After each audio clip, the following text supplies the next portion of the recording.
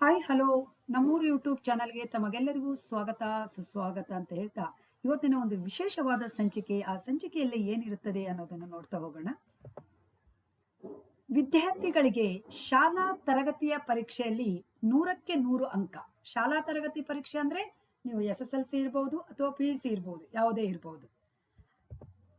ಅದೇ ವಿದ್ಯಾರ್ಥಿಗಳು CET ಪರೀಕ್ಷೆಯ ಫಲಿತಾಂಶದಲ್ಲಿ ಲಕ್ಷ ದಾಟಿದ ರ್ಯಾಂಕುಗಳು. ಯಾಕೆ ಹೀಗಾಗ್ತಾ ಇದೆ ವಿದ್ಯಾರ್ಥಿಗಳಿಗೆ? SSLC ಅಥವಾ PUCಯಲ್ಲಿ ಮಕ್ಕಳುಗಳು 95, 96, 97, 98, 99, 100, 95 ಮೇಲೆನೆ ಎಲ್ಲರೂ. ಇವತ್ತಿನ ವಿದ್ಯಾರ್ಥಿಗಳು ಎಲ್ಲರೂ 100ಕ್ಕೆ 100. ಎಲ್ಲ ಶಾಲೆಯ ಫಲಿತಾಂಶವೂ 100ಕ್ಕೆ 100 ಇರುತ್ತದೆ. ಆದರೆ ಅದೇ ವಿದ್ಯಾರ್ಥಿಗಳು CET ಇರ್ಬೋದು ಅಥವಾ JEE ಇರ್ಬೋದು, ನೀಟ್ ಇರ್ಬೋದು, ಈ ಪರೀಕ್ಷೆಯ ಫಲಿತಾಂಶದಲ್ಲಿ ಲಕ್ಷ ಗಟ್ಟಲೆ ದಾಟ್ತಾ ಇದ್ದಾರೆ ರ್ಯಾಂಕಿನಲ್ಲಿ. ಎಲ್ಲಿ ವ್ಯತ್ಯಾಸ ಆಗ್ತಾ ಇದೆ? ವಿದ್ಯಾರ್ಥಿಗಳು ಎಲ್ಲಿ ಎಡುತ್ತಾ ಇದ್ದಾರೆ?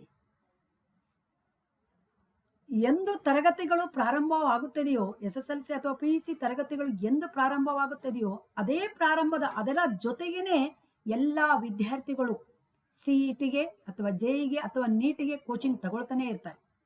ಪ್ರತಿನಿತ್ಯನೂ ಕೂಡ ಎರಡೂ ಕೂಡ ಈಕ್ವಲ್ ಆಗಿ ಹೋಗಿರುತ್ತದೆ. ಆದರೆ ತರಗತಿ ಪರೀಕ್ಷೆಯಲ್ಲಿ ಮಗುಗೆ 100ಕ್ಕೆ 100 ಬರುತ್ತದೆ, SSLC ಮತ್ತು ಅಥವಾ PUC ಇರಬಹುದು. ಆದರೆ CET ಅಂತ ಪರೀಕ್ಷೆಯಲ್ಲಿ ನಿನ್ನೆ CET ಫಲಿತಾಂಶದಲ್ಲಿ PUCಯಲ್ಲಿ ಎಲ್ಲ ಮಕ್ಕಳು ಸಾಮಾನ್ಯವಾಗಿ 98, 99, 100 ತೆಗೆದಿರುವಂತ ವಿದ್ಯಾರ್ಥಿಗಳು ಅವರ ರ್ಯಾಂಕ್ ಎಷ್ಟು ಬಂದಿದೆ ಅಂದ್ರೆ 50,000 ರ್ಯಾಂಕು, 60,000 ರ್ಯಾಂಕು, 70,000 ರ್ಯಾಂಕು, ಇಲ್ಲವೇ ಲಕ್ಷ ದಾಟಿದ್ದಾರೆ ವಿದ್ಯಾರ್ಥಿಗಳು. ಇದು ಯಾರು ಮಾಡುತ್ತಿರುವಂತ ಒಂದು ಮೋಸ?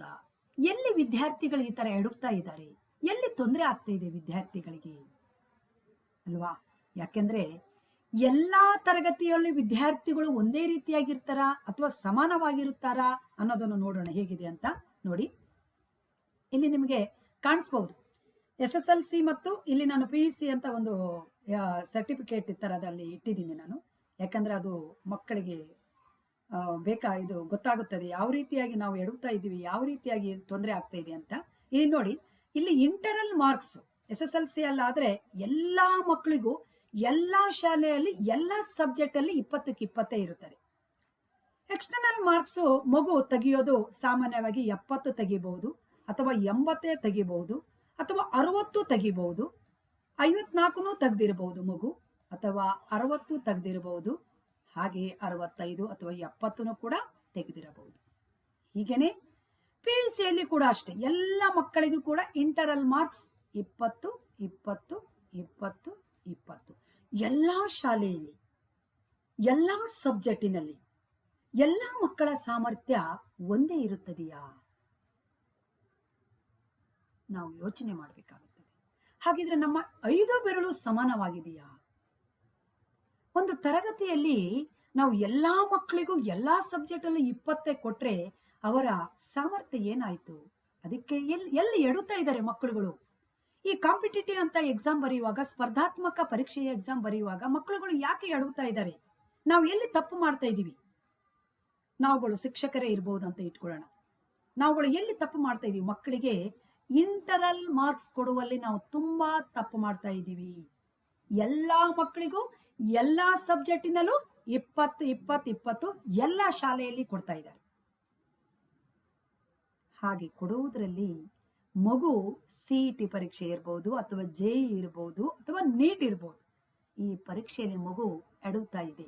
ಯಾಕಂದ್ರೆ ಸಾಮಾನ್ಯವಾಗಿ ಪರ್ಸೆಂಟೇಜ್ ಎಲ್ಲ ಮಕ್ಕಳು ನೀವು ನೋಡಿ, ಇದು ಎಕ್ಸ್ಟರ್ನಲ್ ಮಾರ್ಕ್ಸು 80 ಇರ್ಬೋದು, ಅಲ್ಲಿ 20 ಕೊಟ್ಟಾಗ ಏನಾಗೋತು 100 ಆಗೋತು, ಅಥವಾ 70 ಬಂದಾಗ 20 ಕೊಟ್ಟರೆ ಏನಾಗಿತ್ತು ಅಲ್ಲಿ ಕೂಡ 90, 95 ಮೇಲೆ ಹೋಯ್ತು. ಎಲ್ಲ ಸಬ್ಜೆಕ್ಟ್ ಅಲ್ಲಿ ಸಾಮಾನ್ಯವಾಗಿ ನಾವುಗಳು ಓದುವಂತ ದಿನದಲ್ಲಿ ಏನು ಮಕ್ಕಳುಗಳು ತೆಗಿತಾ ಇದ್ರೋ ಈ ಎಕ್ಸ್ಟರ್ನಲ್ ಮಾರ್ಕ್ಸು ಅಷ್ಟೇ ಮಾರ್ಕ್ಸೇ ಮಗು ಬರ್ತಾ ಇದೆ. ನಾನು ಸಾಮಾನ್ಯವಾಗಿ ಒಂದು ಎಷ್ಟು ಮಾರ್ಕ್ಸ್ ನೋಡ್ತಾ ಇರ್ತೀನಿ ಈಗ ಇಂಟರ್ನಲ್ ಮಾರ್ಕ್ಸು ಅಂದ್ರೆ ಎಲ್ಲ ಮಕ್ಕಳಿಗೆ 20 ಇರುತ್ತದೆ.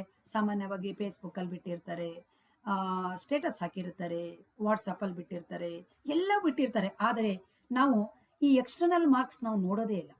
ನಾವು ಟೋಟಲ್ ಮಾರ್ಕ್ಸು ಮತ್ತು ಗ್ರೇಡ್ ನೋಡ್ತೀವಿ. A plus, A plus, A plus, A plus, ಈ ಥರ ಮಾತ್ರ ನೋಡ್ತೀವಿ. ಇಂಟರ್ನಲ್ ಮಾರ್ಕ್ಸ್ ಎಲ್ಲರೂ 20ನೇ ಇರುತ್ತದೆ. ನಾವು ಎಕ್ಸ್ಟರ್ನಲ್ ಮಾರ್ಕ್ಸ್ ಅವನು ಎಷ್ಟು ತೆಗೆದಿದ್ದಾನೆ, ಅವನ ಸಾಮರ್ಥ್ಯಕ್ಕೆ ತಕ್ಕಾಗಿ ಮಗು ಅಲ್ಲಿ ತೆಗೆದಿರ್ತೈತಿ. ಅದು ತನ್ನ ಸಾಮರ್ಥ್ಯಕ್ಕೆ ತಕ್ಕಾಗಿ ಕರೆಕ್ಟಾಗಿ ತೆಗೆದಿರ್ತೈತಿ. ನಾವು ಕೂಡ ಈ ಇಂಟರ್ನಲ್ ಮಾರ್ಕ್ಸ್ ಕೊಡುವಾಗ ಆ ಸಾಮರ್ಥ್ಯಕ್ಕೆ ತಕ್ಕಂತೆ ಕೊಟ್ರೆ ಮಗುವಿಗೆ ತನ್ನ ಮುಂದಿನ ಜೀವನದಲ್ಲಿ, ತನ್ನ ಭವಿಷ್ಯದಲ್ಲಿ ಅದಕ್ಕೆ ಹೊಡೆತ ಬಿಡುವುದಿಲ್ಲ, ತೊಂದರೆ ಆಗುವುದಿಲ್ಲ. ಅದರ ಸಾಮರ್ಥ್ಯಕ್ಕೆ ನಾವು ತೊಂದರೆ ತಂದ ಹಾಗೆ ಅಂತ ನನಗನ್ಸ್ತೈತಿ. ಯಾಕಂದ್ರೆ ನಿನ್ನೆ ಬಂದಿರುವ ರ್ಯಾಂಕಿನ ಪ್ರಕಾರದಲ್ಲಿ 195 ಎಲ್ಲಾ ಮಕ್ಕಳು ಸಾಮಾನ್ಯವಾಗಿ ನನಗೆ 95 ಬಂತು, 98 ಬಂತು, 99 ಬಂತು, ನಾನು CET ಬರಿಬೇಕು, ನಾನು ನೀಟ್ ಬರಿಬೇಕು. ಅಥವಾ ಆ ಮಕ್ಕಳಿಗೆ ಅದು ಇಂಟ್ರೆಸ್ಟ್ ಇಲ್ಲದೆ ಇದ್ರು ಪೋಷಕರು ಅದನ್ನು ಒತ್ತಾಯ ಮಾಡ್ತಾರೆ. 95 ಮೇಲೆ ದಾಟಿದೆಯಾ, ನೀನ್ ನೀಟ್ ತಗೋ, ಡಾಕ್ಟರ್ ಆಗು, ಇಂಜಿನಿಯರ್ ಆಗು, ಜೈ ಆಗು ಅಂತ ಹೇಳ್ತಾರೆ. ಆದರೆ ಮಗು ಆ ಪರೀಕ್ಷೆಯಲ್ಲಿ ರ್ಯಾಂಕು ಲಕ್ಷಗಟ್ಟಲೆ ದಾಟ್ತಾ ಇದೆ. ತನ್ನ ಸಾಮರ್ಥ್ಯಕ್ಕೆ ತಕ್ಕಾಗಿ ಸಬ್ಜೆಕ್ಟಿನಲ್ಲಿ 60, 70 ಆಗೇನು ನಾವು 100ಕ್ಕೆ 100 ಅಂಕಕ್ಕೋಸ್ಕರ ಬರಿತಾ ಇದ್ದೀವಲ್ಲ, ನಾವು 100ಕ್ಕೆ 100 ಬರೆದು 70, 80 ಅಂಕ ನಾವು ತಗೊಂಡಿದ್ದು. ಸೇಮ್ ಅದೇ ರೀತಿ ಆ ಸಾಮರ್ಥ್ಯದಲ್ಲೇ ಮಗು ಇವತ್ತು ತನ್ನ ಸಬ್ಜೆಕ್ಟ್ ಅಲ್ಲೇ ತೆಗೆದುಕೊಳ್ತಾ ಇದೆ. ಆದ್ರೆ ನಾವು ಇಂಟರಲ್ ಮಾರ್ಕ್ಸ್ 20ಕ್ಕೆ 20 ಕೊಡ್ತಾ ಇದ್ದೀವಿ. ಅದರಿಂದ ಮಗುವಿನ ಭವಿಷ್ಯದಲ್ಲಿ ಸ್ವಲ್ಪ ತೊಂದರೆ ಆಗ್ತಾ ಇದೆಯೇನೋ ಅಂತ ನನ್ಗನ್ಸ್ತೈತಿ. ಯಾಕಂದ್ರೆ ಮಕ್ಕಳುಗಳು ಎಲ್ಲರೂ CET ಎಕ್ಸಾಮ್ ಬರೆದಿದ್ದಾರೆ, ಲಕ್ಷ ದಾಟಿದ್ದಾರೆ ಅಂದ್ರೆ ಅರ್ಥ ಏನು? 60,000, 70,000ಕ್ಕೆ ಹೋಗಿದ್ದಾರೆ ಅಂದ್ರೆ ಅರ್ಥ ಏನು? ಯಾಕಂದ್ರೆ ಅದೇ ಮಕ್ಕಳೇ ತಾನೇ PUC ಬರೆದವರು, ಅದೇ ಮಕ್ಕಳಿಗೆ ತಾನೇ 98, 99, 100 ಬಂದಿದ್ದು. ಯಾಕೆ ಅದೇ ಮಕ್ಕಳುಗಳಿಗೆ CET ಪರೀಕ್ಷೆಯಲ್ಲಿ ಆ ರೀತಿ ಆಗ್ತಾ ಇದೆ? ಅಥವಾ JEE ಪರೀಕ್ಷೆಯಲ್ಲಿ ಯಾಕೆ ಆ ತರ ಆಗ್ತಾ ಇದೆ? ಅಥವಾ ನೀಟ್ ಪರೀಕ್ಷೆಯಲ್ಲಿ ಯಾಕೆ ಆ ತರ ಆಗ್ತಾ ಇದೆ? ಅದೇ ಮಕ್ಕಳುಗಳು, ಬೇರೆ ಅಲ್ಲ. ಹೌದು, ಇಡೀ ಕರ್ನಾಟಕ ತುಂಬಾ ಬರೆದವರು ಅವರೇ ತಾನೆ, ಅದೇ ಮಕ್ಕಳೇ ತಾನೆ, ಬೇರೆ ಯಾರು ಅಲ್ಲ. ಈ ರೀತಿ ಈಗ ಯಾಕೆ ಆಗ್ತಾ ಇದೆ?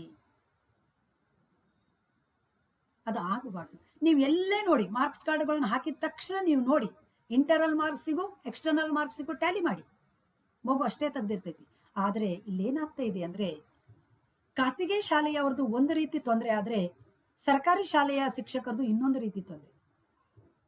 ಅವರವರ ಸಮಸ್ಯೆಗೋಸ್ಕರ ನಾವು ಮಗುಗೆ ಈ ರೀತಿಯಾದಂತ ಅಂಕಗಳನ್ನು ಕೊಟ್ಟು ಅವರ ಸಾಮರ್ಥ್ಯಕ್ಕೆ ತಕ್ಕಾಗಿ ಕೆಲವೊಂದ್ಸಲ ನಾವು ಅಂಕ ಕೊಡದೇ ಇರೋದ್ರಿಂದ ಮಗು ತನ್ನ ಪರೀಕ್ಷೆ ಮುಂದಿನ ಭವಿಷ್ಯದಲ್ಲಿ ಅದಕ್ಕೆ ತೊಂದರೆ ಆಗ್ತಾ ಇದೆ ಅಂತ ನನ್ನ ಒಂದು ಅಭಿಪ್ರಾಯ. ಈ ರೀತಿ 20 ಅಂಕ ಎಲ್ಲಾ ಮಕ್ಕಳಿಗೂ ಕೊಡುವುದರಿಂದ ಎಲ್ಲಾ ಶಾಲೆಯಲ್ಲಿ ಎಲ್ಲಾ ಸಬ್ಜೆಕ್ಟ್ ಅಲ್ಲಿ ಕೊಡ್ತಾ ಇದೀವಿ. ಅದು ಆಗಬಾರ್ದು. ಅವರವರ ಸಾಮರ್ಥ್ಯಕ್ಕೆ ತಕ್ಕ ಹಾಗೆ ನಾವು ಕೊಡಬೇಕಾಗುತ್ತದೆ. ಅದನ್ನು ಕೊಡಬಾರ್ದು. ನೋಡಿ, ಸಬ್ಜೆಕ್ಟ್ ಅಲ್ಲಿ ಅದು ಪರೀಕ್ಷೆಯಲ್ಲಿ ತನ್ನ ಅರ್ಹತೆಗೆ ತಕ್ಕ ಹಾಗೆ ತೆಗಿತಾ ಐತಿ. ಇಂಟರ್ನಲ್ ಮಾರ್ಕ್ಸ್ ಯಾಕೆ ಈ ತರ ಕೊಡೋದು? ಎಷ್ಟೋ ಮಕ್ಕಳುಗಳು ಹೇಳಿದ್ದನ್ನು ನಾನೇ ಕೇಳಿದ್ದೀನಿ. ನಾನು ಕೊಟ್ಟೇ ಇಲ್ಲ, ಸಬ್ಮಿಟೇ ಮಾಡಲಿಲ್ಲ, ನಾನು ಇಂಟರ್ನಲ್ ಮಾರ್ಕ್ಸ್ ನಾನು ಸಬ್ಮಿಟೇ ಮಾಡಿಲ್ಲ, ನಾನು ಪ್ರಾಜೆಕ್ಟೇ ಕೊಟ್ಟಿಲ್ಲ, ಅದು ಕೊಟ್ಟಿಲ್ಲ, ಆದ್ರೂ ನಮ್ಮ ಮಿಸ್ ನಂಗೆ 20 ಕೊಟ್ಟಿದ್ದಾರೆ, ಆದ್ರೂ ನಮ್ಮ ಮೇಷ್ಟ್ರು ನನಗೆ 20 ಕೊಟ್ಟಿದ್ದಾರೆ. ನೋಡಿ ಯಾವ ತರ ಆಗ್ತಾ ಇದೆ ಇದು. ಆದರೆ ಮುಂದಿನ ಭವಿಷ್ಯದ ಅಲ್ಲಿ ಮಕ್ಕಳಿಗೆ ನಾವು ಶಿಕ್ಷಕರುಗಳೇ ಎಲ್ಲೋ ತೊಂದರೆ ಮಾಡ್ತಾ ಇದೀವೇನೋ. ಅಂದ್ರೆ ನನ್ನ ಸಬ್ಜೆಕ್ಟಲ್ಲಿ ನನ್ಗೆ ಹೆಚ್ಚು ಅಂಕ ನಾವು ತೆಗೆಸ್ಬೇಕು, ಅಥವಾ ನನ್ನ ಶಾಲೆಗೆ ನಾನು ಹೆಚ್ಚು ಅಂಕ ತರಬೇಕು, ಈ ರೀತಿ ಎಲ್ಲ ಕೆಲವೊಂದು ಸಮಸ್ಯೆಗಳು ಇರುವುದರಿಂದ ಇದೆಲ್ಲ ಗೊಂದಲ ಉಂಟಾಗ್ತಾ ಇದೆ. ಇದು ಆಗಬಾರ್ದು. ಯಾಕಂದ್ರೆ ಮಕ್ಕಳಿಗೆ CETಯಲ್ಲಿ ಈ ರೀತಿ ನೋವು ಆಗ್ತಾ ಇದೆ. ಮಕ್ಕಳುಗಳು ನಿನ್ನೆ ಅನೇಕ ವಿದ್ಯಾರ್ಥಿಗಳು ಇದು ಹೇಳಿದ ಮಾತುಗಳು. ಹಾಗಾಗಿ ನಾನು ಇದನ್ನು ಇಟ್ಕೊಂಡು ಇವತ್ತು ಮಾಡಿದ್ದೀನಿ. ಹಾಗಿದ್ರೆ ಮುಂದಿನ ಒಂದು ದಿನದಲ್ಲಿ ನಾವು ಇದನ್ನೆಲ್ಲ ಯೋಚನೆ ಮಾಡಿ ಇದನ್ನೆಲ್ಲ ಕೊಡಬೇಕಾಗುತ್ತದೆ. ಯಾಕಂದ್ರೆ ಇದು ಮಕ್ಕಳು ಹೇಳಿರುವಂತದ್ದು ಮಾತುಗಳು, ಕೆಲವೊಂದುಗಳು ನಾನು ಹೇಳಿದ್ದಿಲ್ಲಿ. ಹಾಗಾಗಿ ಮುಂಬರುವ ದಿನಗಳಲ್ಲಿ ಇದೆಲ್ಲ ಸ್ವಲ್ಪ ಕಡಿಮೆ ಮಾಡಿಕೊಂಡ್ರೆ ಒಳ್ಳೆಯದೇನು. ಯಾಕಂದ್ರೆ ಮಕ್ಕಳ ಭವಿಷ್ಯಕ್ಕೋಸ್ಕರ. ನಮಗೆ ಗೊತ್ತಿರೋ ಹಾಗೆ ತರಗತಿಯಲ್ಲಿ ಪ್ರಾಕ್ಟಿಕಲ್ ಆಗಿ ನಾವು ನೋಡ್ತಾ ಇದ್ದ ಹಾಗೆ ಮಕ್ಕಳುಗಳು ಸಬ್ಜೆಕ್ಟ್ ಬಗ್ಗೆ ಅಥವಾ ರೀಡಿಂಗ್ ಬಗ್ಗೆ, ಓದೋದ್ರ ಬಗ್ಗೆ ಹೆಚ್ಚು ಕಾನ್ಸಂಟ್ರೇಷನ್ ಇವತ್ತಿನ ಮಕ್ಕಳಿಗಿಲ್ಲ. ಮಕ್ಕಳಿಗೆ ಸಾಕಷ್ಟು ನಾಲೆಡ್ಜ್ ಇದೆ, ನಮ್ಗಿಂತ ಬುದ್ಧಿವಂತರುಗಳು ಇವತ್ತಿನ ಜನರೇಷನ್ ಮಕ್ಕಳುಗಳು. ಆದ್ರೆ ಅವರು ಪುಸ್ತಕವನ್ನು ಹಿಡಿದು ಓದುವ ಮಕ್ಕಳುಗಳಲ್ಲ. ಪ್ರಾಕ್ಟಿಕಲ್ ಆಗಿ ಹೇಳ್ಬೇಕಂದ್ರೆ ಅವರೇನಿದ್ರು mobile, Instagram, WhatsApp, YouTube, Facebook, ಹಿಂಗೆ ಹಲವಾರು ಕಡೆಯಲ್ಲಿ ಅವರು ನೋಡ್ತಾ ಇರ್ತಾರೆ.